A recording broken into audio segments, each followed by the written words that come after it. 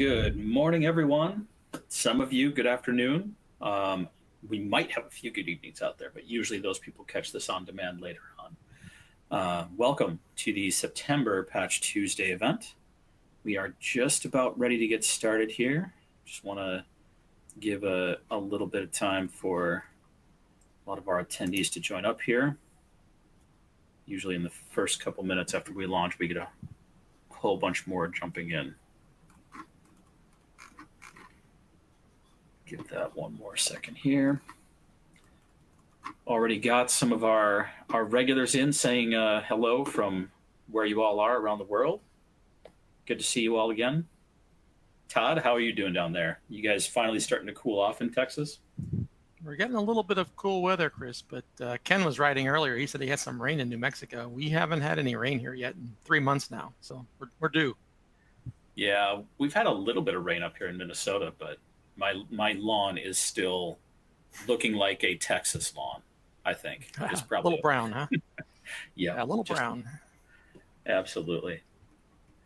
But it's well, the good news is you don't have to cut it too often that way, you know.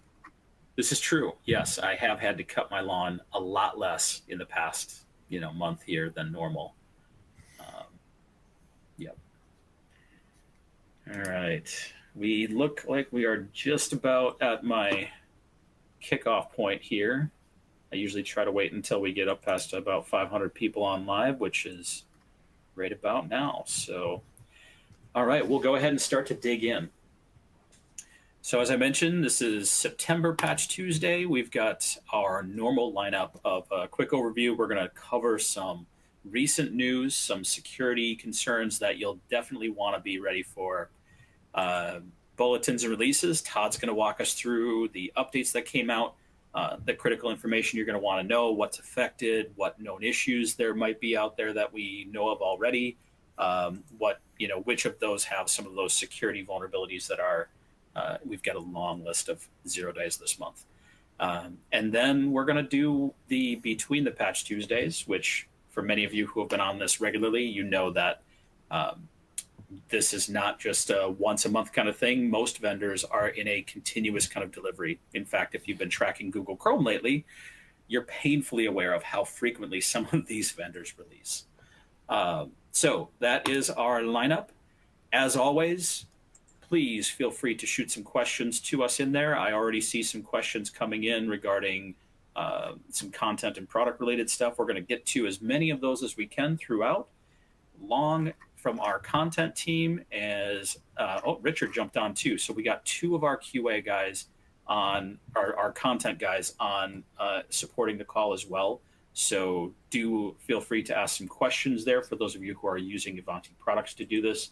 Some of you have some more technical content related questions. Todd and I will be answering a lot of the more industry kind of facing related questions, but take advantage of that. Also, in the On24 platform, you're going to have multiple screens here. I'm going to go into screen sharing mode in a minute here. You're going to have the slides. You're going to have my screen share for what we're going to cover there. As we do that, you can resize things, move things around. If you've got multiple screens, you can even expand your browser across both, put one on one, one on the other. That works best. If you don't have that much screen real estate, then just shrink the slide window down and expand the shared window for a little while we cover some of those news articles. That'll make it easier to see on your screen. There's also a tray of additional content that you can grab and download. Many of you like to grab the presentation here because you want access to the content we've got and the links that we provide in there. Grab that download right now. A PDF version of today's presentation is already there waiting for you.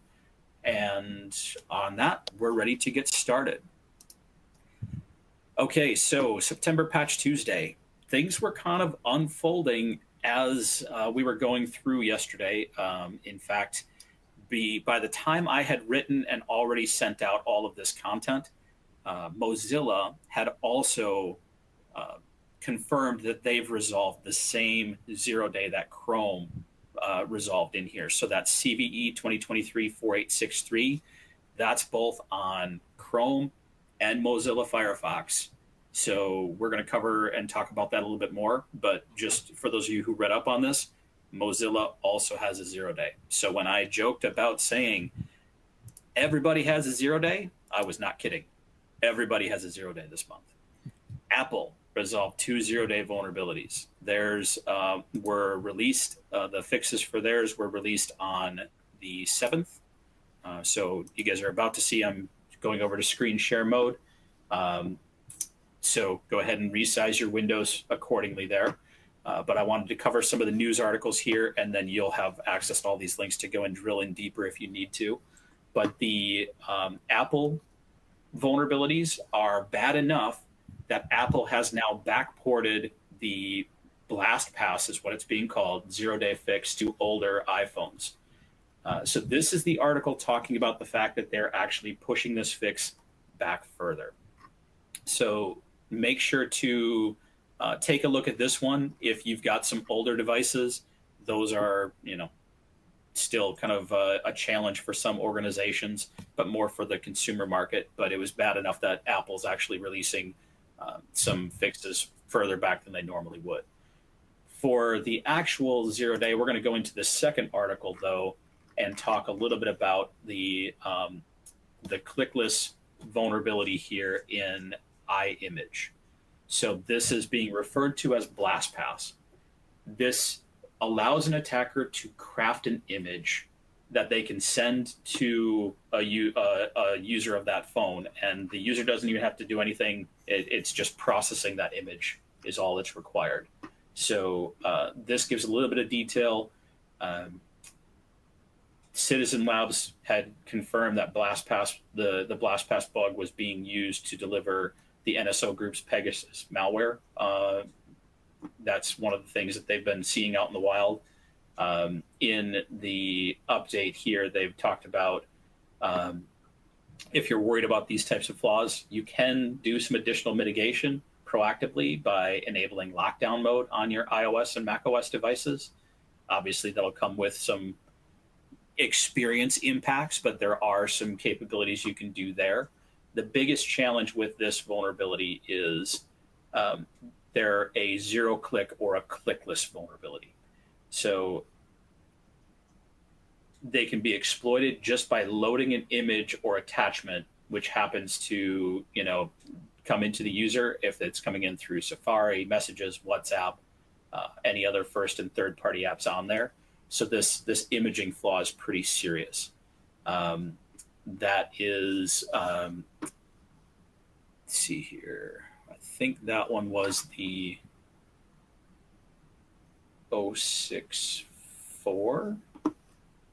I'm trying to, I think I closed the article that had the specifics there. Hold on, let me go back and pull up the Apple article. Yeah, this is just the one of the Apple pages. They don't do a CVE based, they do a product based. So this is for the iOS and iPad update, but it covered both of the vulnerabilities. The image IO vulnerability is the one we're talking about there. So this is the imaging vulnerability. Processing that image, again, no clicks required to do that. Just processing the image at all is enough to do that. Previews can cause it, but it allows the attacker to execute arbitrary code on the device. In the one case that the other article was talking about, being able to load some pretty serious malware like Pegasus would be one thing that they could do with that. So that one is definitely the more urgent on the macOS side, especially this month. All right, so the next in our lineup is, all right, there we go. Google Chrome and Mozilla Firefox. This is the 0-day CVE 2023 4863. So Mozilla announced later in the day yesterday that they were also resolving this in their release. So we were wondering what was going on because Mozilla had dropped their releases. We had confirmed from some of the notes that there were definitely CVEs resolved in it, but Mozilla did not update their actual vulnerability page or their advisory page until much later in the day. Todd, I think it was after. It was around 3 o'clock Central when I first saw the update. Yeah. Right. Yeah. Three o'clock or later Central Time before they actually posted their advisory page, and then the news started to come out that this had also resolved that WebP critical 0-day vulnerability. So just to be aware, it's not just Google Chrome that's fixing this one. It's Chrome, Mozilla, and the Edge browser, because Edge is a Chromium-based browser. So the three major browsers that all of you are expecting to see in your environment, all three of them are an urgent update this month. So make sure to include all of the major browsers in your remediation plans for this month. It's a heap buffer overflow in WebP. It's a common image format that could result in arbitrary code execution when processing a specially crafted image. So again, opening that malicious image could allow the attacker to force a condition that basically breaks the contained code structure. That's the heap buffer overflow. From there, they're able to now bend or break the rules altogether with what they're supposed to be allowed to do at that point. So they can start injecting and executing code at that point. So this is definitely being exploited in the wild, and you'll want to get this resolved as quickly as possible. So that vulnerability is affecting Chrome, Edge, and Firefox. Make sure that all your browsers get updated this month.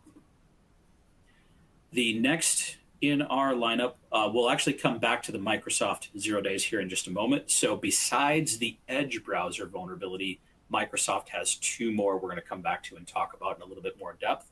But we'll talk about Adobe here real quick, and then we'll jump into a little bit more detail about the two Microsoft ones. So Adobe Acrobat and Reader also had a 0-day vulnerability that is advisory APSB 23-34. The CVE is 2023-26369. And this one, let's see here, it allows the attacker to gain code execution capabilities after exploiting an out-of-bounds write weakness. So basically, again, they force this condition. Now they have the ability to execute whatever code they want to on there. The flaw can only be exploited by local attackers, and it also requires user interaction according to that. So sounds like, oh, hey, they have to do some things to get to this. Well, I think any of you who have been on here for our regular webinars long enough or been in this space for long enough, you know that that's not that big of a bar of complexity for threat actors to achieve. They're easily able to manipulate users into doing what they want, and it's not very hard to socially engineer them into a way for the user to perform the actions they need to allow them to do the next step of their attack. So low complexity attack without requiring privileges, only need to exploit that user interaction to be able to take advantage of it. So definitely you want to make sure that your Acrobat DC, Reader DC, Acrobat 2020, and Acrobat Reader 2020 updates are getting rolled out across your environment. This does affect both the Windows and Mac editions, so make sure that you're getting that updated across your environments. So that's the key vulnerability on the Adobe side. All right, Microsoft. So there's three total vulnerabilities. Two are Microsoft specific. One is the Chromium Edge browser vulnerability that we've already talked about. We'll jump to that again here in a second. The first of these vulnerabilities is an information disclosure vulnerability in Microsoft Word. Only rated as important, CVSS score of 6.2, but actively being exploited in the wild. This one, again, requires some local access to be able to do that. So the attacker has to present something in that local experience to be able to exploit this. They can't just remotely exploit it.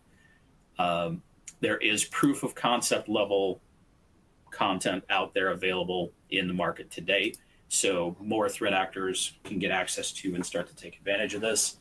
The vulnerability itself is a information disclosure in the way that basically if you can craft a Word document. Um, it's not even limited to just Word. This doesn't describe it very well in here, but the products that are affected are Word, Office, Microsoft 365 apps, and Microsoft Office 2019. If the attacker crafts a document accordingly, that can basically bypass the security protection there to be able to view information in memory. Um, so the preview pane is an attack vector for this. That makes it a little bit more dangerous. Just sending the document, somebody doesn't even open the document, it just goes up in the preview pane, it can already exploit the vulnerability. The real danger of this one is they can get access to the NTLM hashes. So from there, if I've got your NTLM hash, I can then go and decrypt the credential that that relates to. So the end game of this is I get the ability to then go and decrypt your credential. So definitely something that's lucrative for the attacker to be able to get to, a stepping stone towards getting more lateral movement capabilities during an attack. If I've got more identities of people across your environment, then I can use that to be able to spread out and gain access to other things that will further, the data breach or ransomware attack or whatever else they might be executing in that process. So that's the Word information disclosure vulnerability. The second one is a vulnerability in Microsoft's streaming service proxy. It's an elevation of privilege vulnerability, CVE 2023-36802. This is, again, only rated as important, CVSS score of 7.8, but again, targeted attacks in the wild are actively exploiting this right now, so we need to treat it as more than just an important.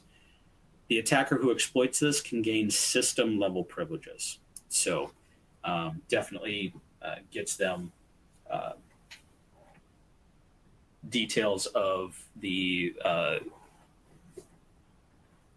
full access to the system at that point. There was a question about providing sources for the active exploits in the wild for the Word vulnerability. Microsoft doesn't share a lot of that. Like a lot of times these are reported directly to them in a coordinated disclosure. So the best that we can do is say, yes, Microsoft has confirmed it's actively being exploited. So Angie, on that, news articles would be one place you can get kind of confirmation that this is actively being exploited. The other is on each of these CVE pages, look down to the exploitability section. This is that indicator that Microsoft is sharing, yes, we've got confirmed cases that this is actively being exploited. They're not going to say specifically, oh, it was this company that got targeted or, this company that got targeted there. So I don't know if that helps you a little bit there, but that's usually the best source there other than, trying to go get a few other news articles. But basically, they're not going to have, unless it's something that really became a, headline grabbing incident. What was the MGM just had a cyber attack and had some impacts because of that. Unless it's something that becomes public for some reason, usually we don't know what specific attacks these were utilized in. So that's the best I can offer right now without going and seeing if I can find other articles on that. But both of these pages, you've got the exploitability information. They both confirm that these two vulnerabilities are being exploited. Another good source of that for those who may not have this level of threat intelligence data coming into your environment, a risk-based vulnerability management platform is another way where you can start to get that. A lot of times they'll correlate information. So if it's something where there's proof of concepts available on GitHub or Metasploit or other things like that, data like that may be correlated in. If there's other confirmed, sources of vulnerabilities being exploited, they'll have like the date that it was first kind of disclosed that there was an exploit available. So a lot of times getting information from a system like that. So the like Ivanti RBVM, we have a lot of that type of data. Depending on which sources are sharing that, is how much, how deep we can get into understanding what that is.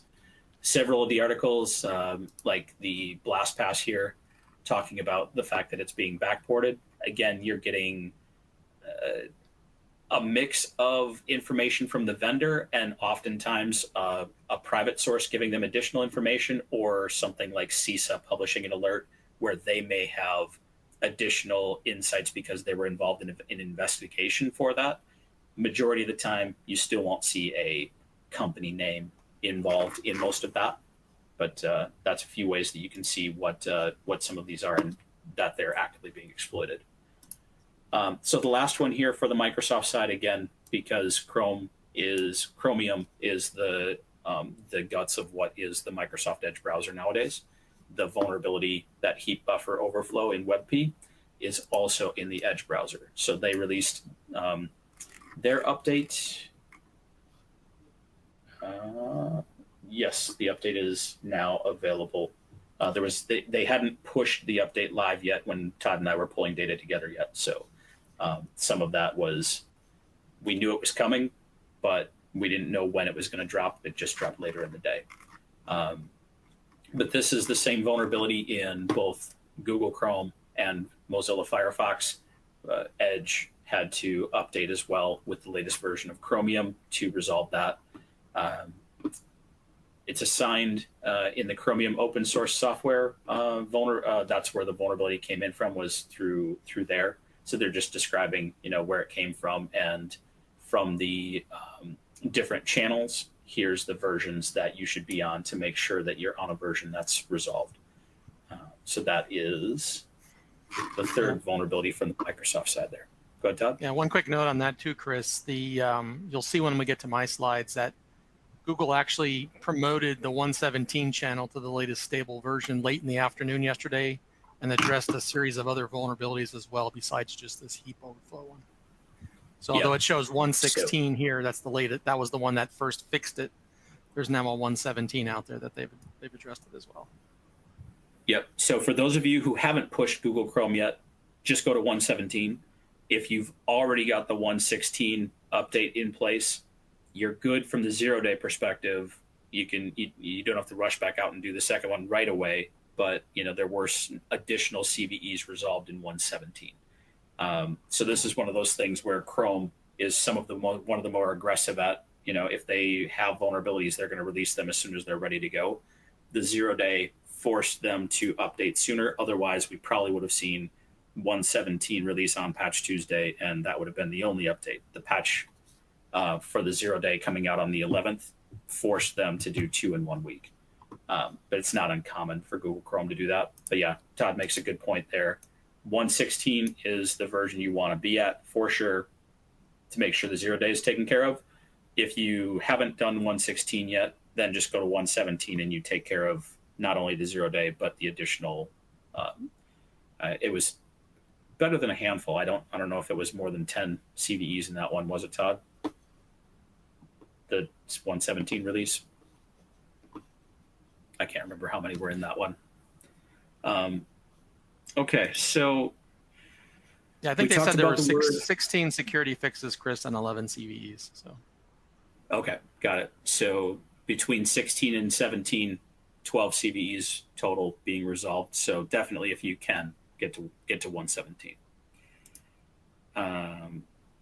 We talked about each of those. Okay, I wanted to give a quick update on the. I can stop sharing my screen now.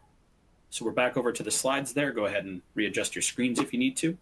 One thing that we had some feedback on not too long ago was to start to bring more of an Apple perspective into this. Apple doesn't have a continuous, like, same day every month kind of thing. So we started bringing in kind of a more specific Apple update. Well, we have a partnership with a vendor called TuxCare. TuxCare does some pretty interesting things, but one of their things they're best known for is called live patching. In the Linux world, they're able to Oracle's made this available for some time now, but they've taken it and kind of extended it beyond that. They're able to update an RPM live in memory and make sure that that's the only version of code that's actively running, even if what's on disk is not actively running. You can't do this as well on a Apple or a Windows system. In those cases, in their EULAs, you're basically going to be manipulating code in a way where you enter into a gray area of, is your system supportable? On the Linux side, it's okay though. So this is one where we've kind of been looking at these guys for a while and have a partnership with them to provide the live care or the live patching capability to customers who want that quicker mitigation for the Linux side. It doesn't require a reboot, kind of some cool stuff there. As part of this, I've been getting to know a little bit more of their team, and one of their systems analysts, Joao, he has a regular podcast that some of you, if you're on the Linux side, might know. It's called Enterprise Linux Security. I actually provided Joao's podcast link to the Apple feed for it. I believe they're available on other platforms as well. I haven't grabbed links off of there yet. They also have a very cool CVE tracker on their page. The way that Linux works, oftentimes there's a longer tail from when a CVE is first published to when updates start kind of rolling out for it. So Joao clued me in on 3 CVEs that are kind of going to be things to watch for on the Linux side. We're going to cover those here and a bit more about why this is important, just to give you guys a little bit more Linux visibility as well for those who need that type of information. The first one here, CVE 2023-3111. This affects pretty much the enterprise Linux lineup. Ubuntu, Debian, Red Hat, everything's kind of affected by this one. The vulnerability is in the BTRFS file system. So this has become kind of the standard file system that the majority of Linux distributions are using. So think of it as equivalent to your Windows Explorer. There's a use after free vulnerability that was found in the BTRFS system and has been resolved. This flaw can be triggered by calling this set of calls and basically forcing a condition where you call one before the other, and then they can do bad things. So in that use after free vulnerability, they're able to then start executing arbitrary code if they force that condition correctly. So they've fixed this. Now this is starting to trickle up. I believe this one first got published back in July. So that's kind of how long this tail can be. It started coming out, and if for those of you who are familiar with the Linux side, in like the Oracle realm, you've got all of the Oracle distributions are built on Fedora. So their CentOS is kind of their most aggressive stream. That'll be your active kind of it'll get the changes first, and then it'll go into RHEL and Oracle and the other flavors. It'll graduate up into the enterprise editions. So that's moving up into more of the distributions there. Same thing on the Debian and Ubuntu side. Now it's getting up into the mainstream platforms, but this is something where a SAN would be heavily reliant on the BTRFS file system. So something like that could be impacted by this. So Joao's guidance on this is it's a core kind of first-class file system in Fedora, OpenSUSE, many of these platforms. It offers resiliency features and other caching and performance features. So basically on par with RAID. It's been adopted by many SAN solutions. So the concern here is changes are being put in place to make sure that somebody can't exploit this type of vulnerability. You just want to make sure that you're testing this adequately as it's rolling out across your environment. Yes. So she asked the question here of, basically if you've got an appliance for a SAN, as an example, you have to wait for the manufacturer to release that update. Yes, absolutely.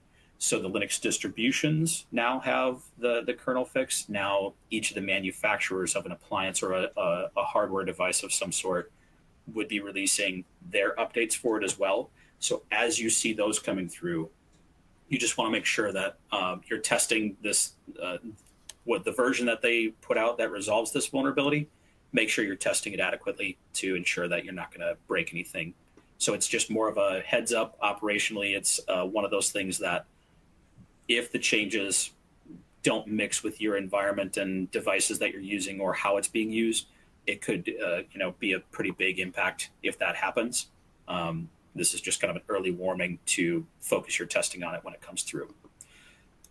The second two affect the other major component that we wanted to talk about for Linux this time. So there's two CVEs that both relate to this NFT messaging tables feature within the Linux kernel. These two vulnerabilities are specifically affecting more of the Ubuntu and Debian platforms. In the Linux kernel, there is a NF tables feature. This is basically providing all of the high performance packet inspection and routing, for Linux systems. So it's basically replacing some older IP table technology in there. It's pretty much been adopted by all modern firewall solutions. So similar to the file system issue, like it's a core kind of component for a lot of the networking and routing capabilities. This is going to start to, again, trickle up into those devices that you're using throughout your environments. So as it comes through, you'll want to take a look for when these two vulnerabilities are resolved by your vendors for those, and make sure that when you're ready to roll that out, you just, ensure that you've got some additional scrutiny on your testing this cycle. Joao is just kind of seeing this as two major components, getting some security changes, and there's a risk for potential impact. No confirmed exploits or anything else right now, so don't rush out and immediately update these things right now. Get this on your radar. Make sure you're looking for when these devices, especially your SANs, if you're using Tashi's comment earlier, or if your firewall appliances are going to need to be updated soon as well. These are the CVEs you want to look for, and just make sure you're testing well before you roll it out in production. So that's the heads up there. Servicing stack updates this month are on the Server 2012 side. They're, I'm guessing, getting some final things prepared for when ESU kicks into gear after October next month, the last Server 2012 release for regular production. Which brings us to the next slide. Server 2012, 2012 R2. It's coming next month. October 10th is the final release date. So for those of you planning to run past October, make sure that you've got your ESU support in place with Microsoft, and that you've got they basically give a GUID or a key that you set up on each of those Server 2012 systems. If that key is not in place, even if you try to push the patch to that system, it will fail. So make sure that you're set up and ready to go for that. For those of you who are running Ivanti products like Security Controls, EPM, or Neurons for patch management, you can also subscribe to our ESU feed.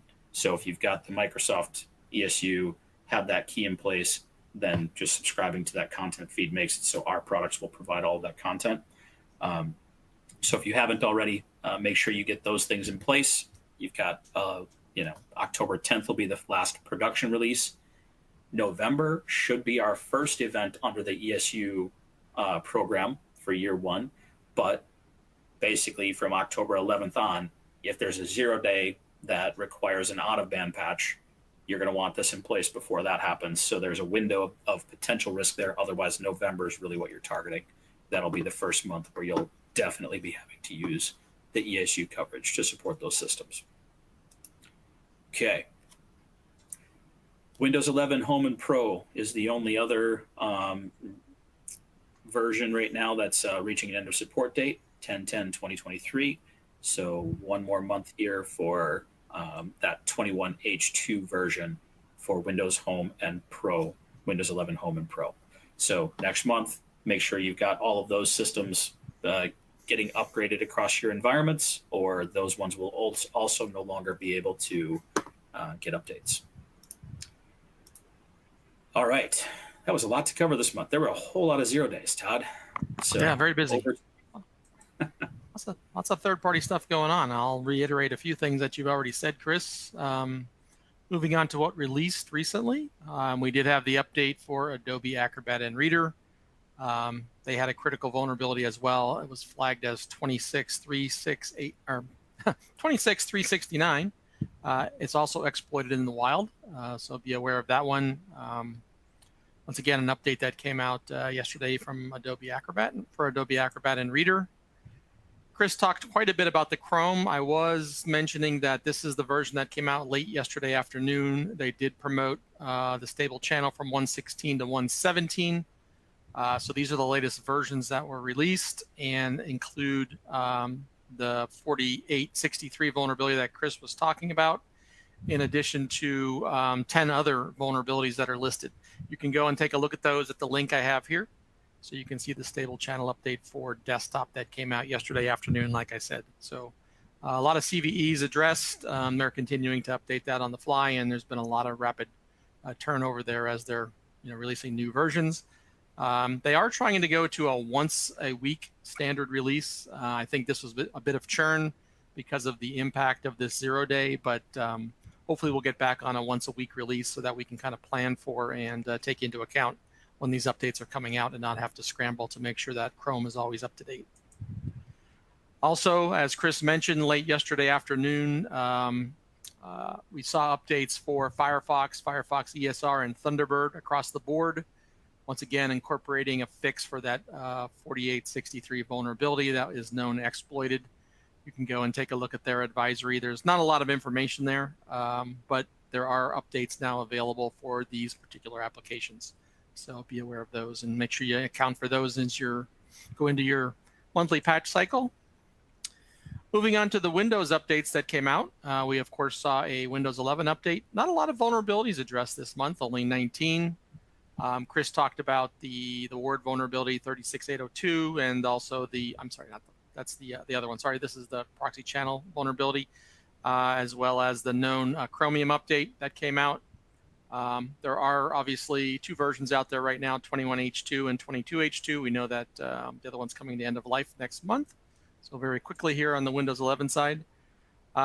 Interestingly enough, you'll notice that there are no, I took the slide out that has the reported monthly issues. We've been carrying the 22H2 provision issue for the last couple of months, actually since that released to market. I don't know, I didn't see anything specifically in the documentation that Microsoft resolved that issue, but there was nothing in the bulletin this month. So I pulled the slide temporarily. We'll see if there are still some issues there. If not, maybe they're just not going to report on it anymore. So there was a provisioning issue once upon a time with 22H2.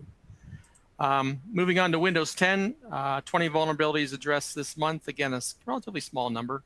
The same two that we talked about from a critical standpoint, 36802 and 4863. They are still carrying this issue forward, the ESXi failure issue. This one's been around for a few months now. They say they're working with VMware on this one. I haven't seen anything lately on this. Some of you may still be running into this particular issue, but just be aware that this is existing in Windows 10. It's the only thing reported right now.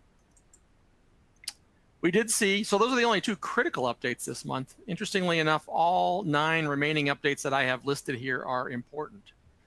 So not a lot of criticals reported this month, but obviously you want to take these into account as you move forward. We did see, of course, the monthly roll-up for Server 2012 as usual. As Chris mentioned, they are rapidly approaching end of support.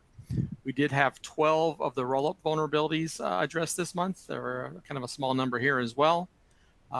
Again, as I say every month, these older operating systems updates come in 2 forms. The monthly roll-up is kind of a cumulative update in the same vein as a Windows 10 or 11 update, where they've rolled together all the CVEs over the last couple of years into one package. They also offer a security-only update. And again, this is a very tactical update addressing just these 12 vulnerabilities. If you're applying security-only updates every month, you have to make sure that you cover them every month because they are not cumulative. So make sure that you always address these on a regular basis.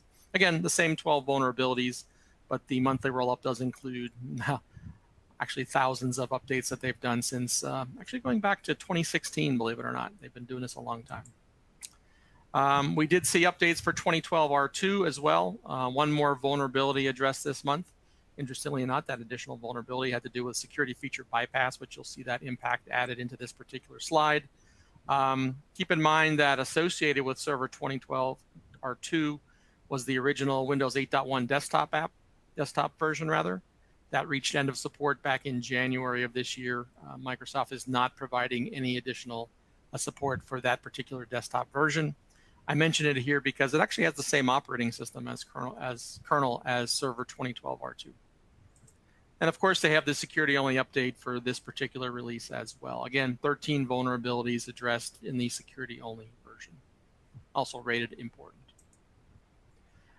We did see updates for the click-to-run versions of Office as usual. They addressed 7 vulnerabilities this month. This is the 36761 issue around Word that Chris talked about earlier. That's the main critical one listed this month that's known, exploited, and publicly disclosed. Again, 7 vulnerabilities addressed this month. Interestingly enough, they rated most of these updates important. There are also a couple that are moderate. It's been unusual that we've seen any moderately rated updates lately. Of course, moderate is a lower level than important, but be aware that there is some some differences in the update ratings this month with regards to the click-to-run apps, Office apps. We also saw a general update for Microsoft Office. You'll notice that covering most of these versions of Excel, the 2013 and 2016 versions. Interestingly enough, there was not an update for Outlook 2013. Thought that was kind of interesting. They did include, of course, the updates for the Macintosh versions, the Office 2019 and the Long-Term Service Channel 2021.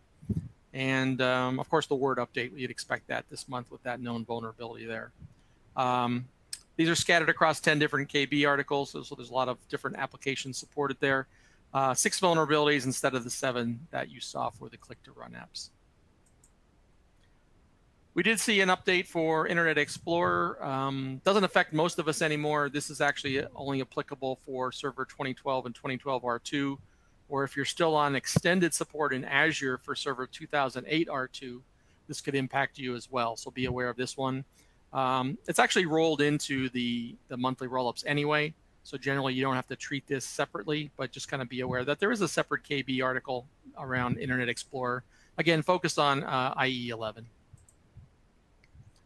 We did see updates for SharePoint Server this month. They are for the Server Subscription Edition, Server 2016 and Server 2019. Also note that they did report a known issue this month. We haven't seen any for a while. They did say that new security enhancements might cause custom.aspx files to not be displayed under certain circumstances. So if you do run through an update this month and you see an issue there, they did issue a KB article specific to this particular issue, 503-0804. I included the link down below on this slide. And you can go there and take a look at what their workaround and recommended options are if you do run into this particular problem with those .aspx files. So kind of be aware of that one on the known issues side. We did see updates for Exchange Server, and this one was kind of interesting. They are per the Microsoft Tech Community blog down below there at the very bottom. This is actually the same release that was provided back in August around the Server SU that came out. So it's just a repeat release, which we thought was kind of interesting. Addresses the same 6 vulnerabilities, same set of series of updates, but they decided to release this as part of the September Patch Tuesday release, just to make sure everybody is updating their systems accordingly. So if you've already applied the August Server SU, you don't have to reapply any of these updates this month for September. But they did issue a separate KB this month to cover the exact same thing, which was kind of interesting. Haven't seen that before. We did see some .NET updates this month as well. Again, rated important. As I said, all these bulletins have been kind of on the important side, with the only critical 2 being Windows 10 and 11. 4 vulnerabilities in here related to this particular library about reading corrupted PDB files. Can result in codec remote code execution. There is also an issue around an unsandboxed parser, where also you can lead to remote code execution. 5 vulnerabilities addressed. Again, in the .NET framework update, this release includes all from 2.0 through 4.8.1, so wide range of the .NET updates. And again, just like the Server 2012 updates that I talked about earlier, the .NET updates come in a monthly rollup, which is basically the cumulative version. Or if you're only applying tactically the .NET updates every month in your environment, you want to go with the security-only version. Same 5 vulnerabilities there. No known issues reported around the .NET updates this month. So again, as Chris said, kind of a busy month. A lot of 0 days on the third-party side, in addition to the Chromium browser. But in general, a lot of the updates this month are rated just important. So a little unusual there. But again, that's kind of the summary of what we saw from Microsoft and third-party critical updates this month. That, Chris, all right, I'll turn it back over to you. We will wrap up with the Between the Patch Tuesdays. So for all of you who are on here normally, this is the part where we go through and cover some of the other things that came out in between. Before we jump into that, I'm going to ask this general question, and if anybody else has experienced anything, go ahead and throw that into the chat as well. Dale is wondering if anybody was experiencing any issues after applying the August CU23 update for Exchange. So if anybody has any issues that they've encountered there, please share that, and let's see if anybody else is running into the same things there. All right. So there's a continuous stream of updates that are happening outside of the Microsoft Patch Tuesday event that happens each month. There's only a few vendors that kind of standardize on this. Adobe tends to standardize on Microsoft's Patch Tuesday as well. They're using that as kind of a vehicle to make sure they get good awareness. Oracle does a quarterly approach for how they do releases, typically on the Tuesday closest to the 17th each month. So 2 or 3 times a year it lands on the same day as Patch Tuesday. The rest of the year it's usually the week after. Most other vendors, though, Google, Apple, all the others, they just kind of release as they have updates available. So the getting to details on that, we've got Google Chrome, Firefox ESR, GIMP, Notepad++. I saw somebody had mentioned, hey, are we going to talk about those? Because they made a lot of press, definitely. This is some of the nastiest vulnerabilities to be fixed on Notepad++ in quite a while, and there were 4 of them. So that's definitely one of the ones that came out recently. Python, Splunk Universal Forwarder, Thunderbird, Apache Tomcat, VMware Tools, Wireshark. We'll also talk about some of the Apple updates and third-party updates as well. So the first group here, the updates with CVEs. These are ones that have confirmed CVEs resolved in them. There's also security updates without CVEs. In a lot of these cases, we treat third-party applications because it's just a continuous stream. We treat them basically as a, hey, they're fixing other things in there, whether it was a published CVE or not. There's a lot of cases where some of these third-party apps will resolve security issues and other bug fixes in a continuous kind of release cycle. So there's a few things like that on details that you might want to be aware of. We put those third-party apps into the security stream because the latest update for one system might not be resolving any security fixes if you're coming from N-1 up to the latest. But the next system, N-2 to the latest, did include a security vulnerability being resolved in there. So that's why you see this security updates with CVEs, without CVEs, and then clearly like non-security updates. Some of them have branches where you get an update that guarantees there's nothing security related in this. It's just a bug fix or a new feature release. So that's why we break this down the way we do. Security related, Google Chrome had multiple updates over the last little while here. Obviously, the big one that we're worried about is the 0 day that was just released on the 11th. And then the 1.17 version, which came out shortly after, that includes CVEs as well. So preferably get up to the latest of the 1.16 branch or get to the 1.17 version, and you should cover everything there, including the 0-day. Finishing up Chrome there up to the 180, and then we've got Firefox 1.17, 102, depending on which branch you are, Firefox or ESR. Again, with the updates that just came out yesterday for Firefox as well, you want to get up to the latest version there of Firefox to make sure that you're covering the 0-day that was just released there. But you're also going to have quite a few additional vulnerabilities from earlier releases resolved in that as well. GIMP 2.10.34 revision 2 had one vulnerability resolved there. The Notepad++ update 8.5.7.0, this resolved 4 vulnerabilities, which I did go and pull up one of the articles that just released this week on the 11th. But basically they talked about launching several security fixes for that. There were, in this article, they kind of talked about having resolving its most severe flaws, such as CVE 2023-40031, which is a CVSS score of a 7.8, potentially leads to the execution of code on a target system. So that's, again, I don't think we saw any active exploiting of the Notepad vulnerabilities. It's just, it grabs some attention because it's the first time in a long time that Notepad has had some significant vulnerabilities resolved.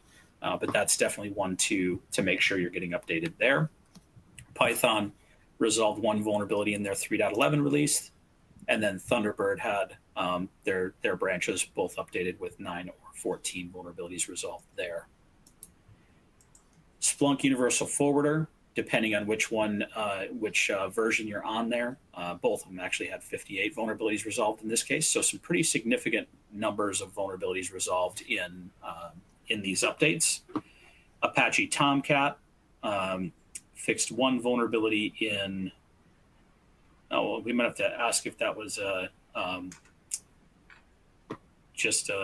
there was only one vulnerability fixed in the 8.5 version, but the other ones, I don't know, Todd, if that was. It's all the same. Yeah, Chris, carries over. Okay.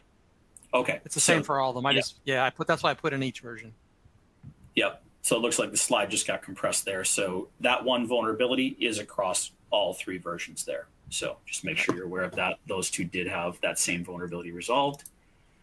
And VMware Tools fixed one vulnerability. Wireshark, depending on the version you're on, had 6 or 8 vulnerabilities resolved.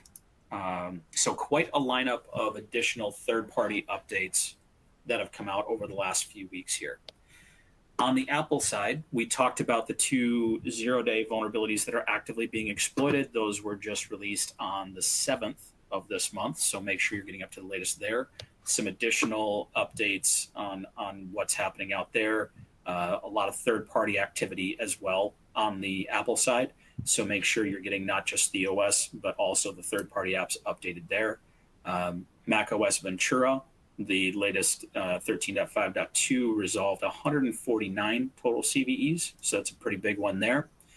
Google Chrome, the different releases there. Again, same thing there.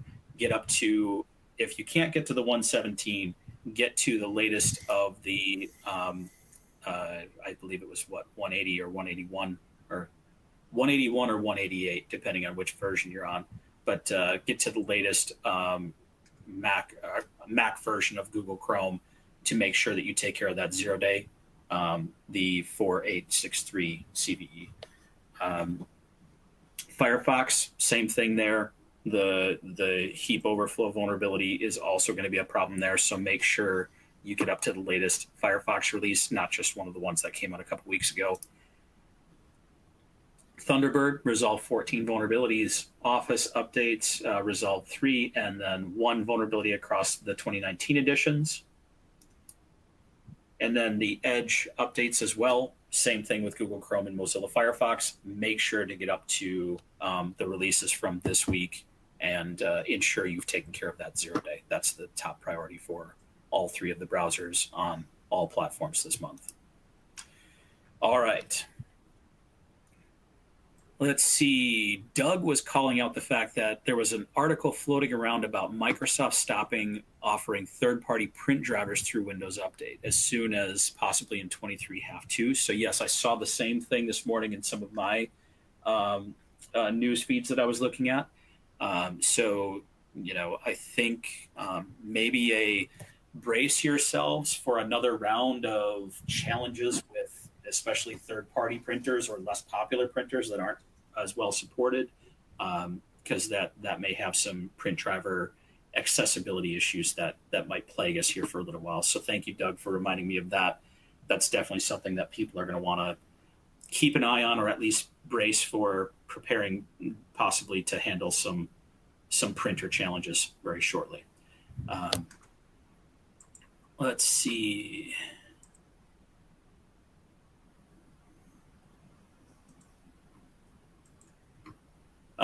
Mark responded to the earlier question about the August exchange update. He's saying no issues currently with what they have done there. So yeah, Dale, to your earlier question, the one response we got back on that is nothing on their side that they've seen so far.